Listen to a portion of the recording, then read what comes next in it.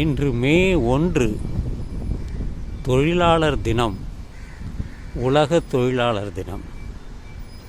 Labour டே என்று ஒன்று இருக்கிறது.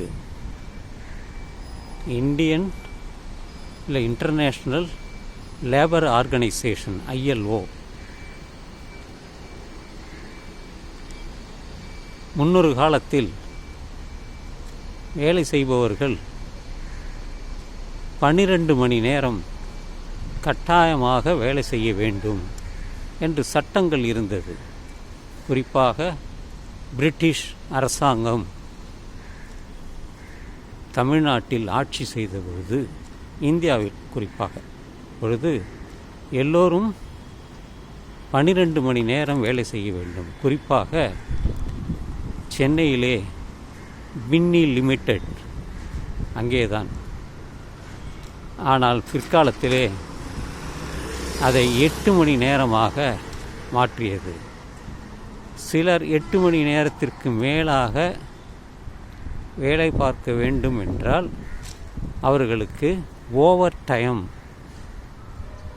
கொடுக்க வேண்டும். அதாவது அங்கு அவர்கள் வாங்குகின்ற சம்பளத்தில் பாதி சம்பளத்தை அன்று கொடுக்க வேண்டும், ஓவர் டைம். சில இடங்களில் 100 விழுக்காடு திருப்பி தர வேண்டும். அப்படித்தான் பல போராட்டங்களை செய்து அந்த நாளை குறிப்பிடுவது நாளாக மே 1 இருக்கிறது. உலகெங்கிலும் இன்று இருக்கக்கூடிய தொழிலாளர்கள் கொண்டாடும் நாள் மே 1. ஏப்ரல் 1ன்னா ஃபூல்ஸ் டேன்னு சொல்லுவாங்க. அதெல்லாம் இப்போ யாரும் சொல்கிறதில்ல, மாறி போச்சு.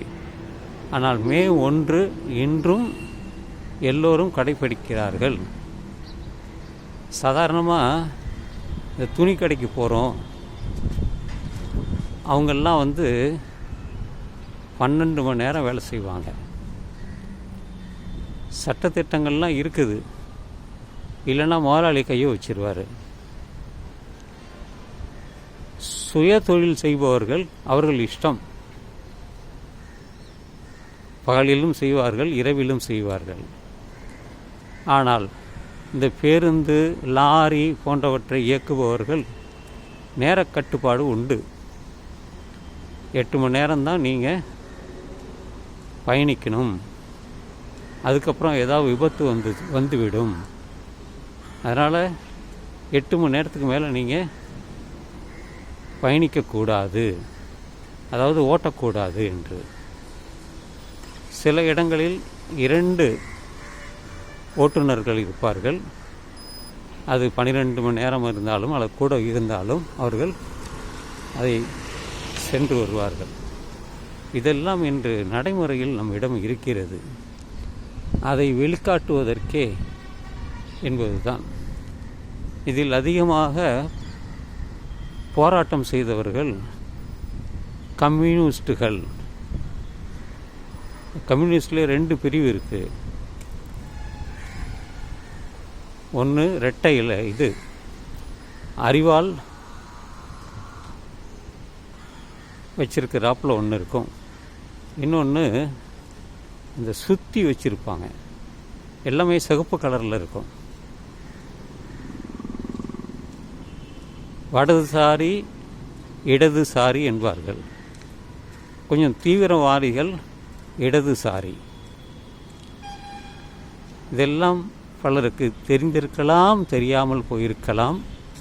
ஆனால் எனக்கு தெரியும், ஏதோ எனக்கு கொஞ்சம் தெரியும். நான் பல போராட்டங்களை நண்பர்களுடன் சேர்ந்து செய்துள்ளேன். நான் வேலை பார்த்த நிறுவனத்திலே போராட்டம் என்பது எது உண்மைக்கு எதிராக புறம்பாக இருக்கிறதோ அதை எதிர்த்து போராடுவது. ஏனென்றால் இந்தியாவிலே பல போராட்டங்கள் இந்த ஒன்றிய அரசு கொண்டு வந்த சட்டங்களுக்கு எதிராகத்தான். ஏனென்றால் அங்கே நியாயம் இல்லை. தான் ஆட்சி செய்கிறோமே என்ற ஒரு கர்வம், தன்னால் எதையும் சாதிக்க முடியும் என்ற ஒரு நிலைப்பாடு, அதனால்தான் போராட்டம் வருகிறது. எல்லாவற்றிலுமே முதலில் குரல் கொடுப்பவர்கள் இந்த கம்யூனிஸ்டுகள் தான்.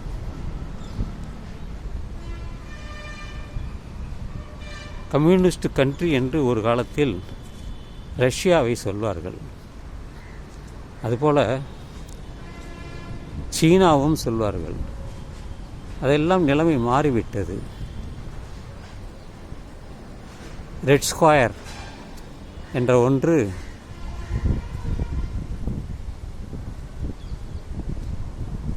இருக்கிறது.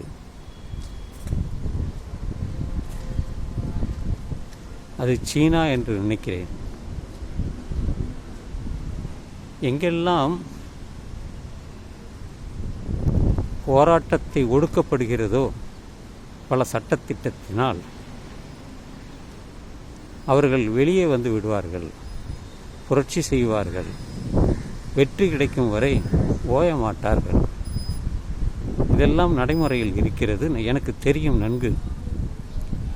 தொழிலாளர் சட்டங்கள் விரோதமாக இருப்பதையெல்லாம் கண்டித்து தற்பொழுது சீராக இருக்கிறது. இதுதான் இந்த பதிவினுடைய நோக்கம்.